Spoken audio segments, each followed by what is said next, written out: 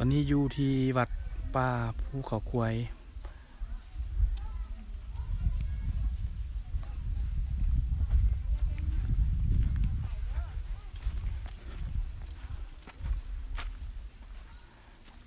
ตัวนี้เป็นพระราหูตัวนี้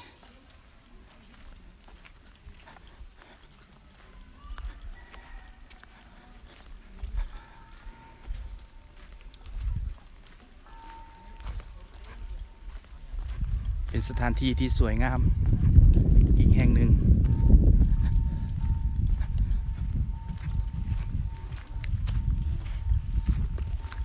ซึ่งก็มีนักท่องเที่ยวก็เข้ามาเที่ยวชมหลายสมควร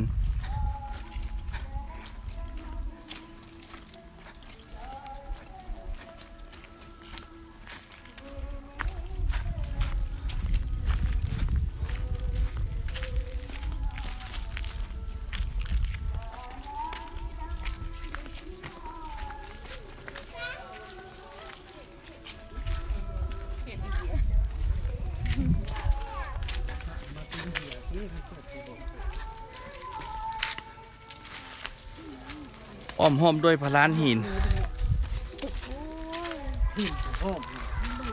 ไม่ขาว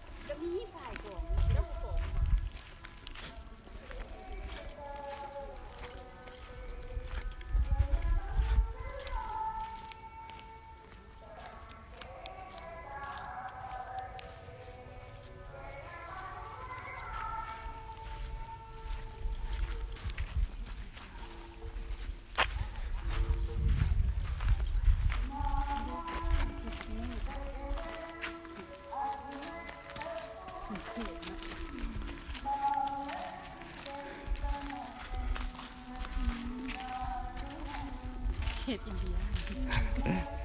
ยังมะเอา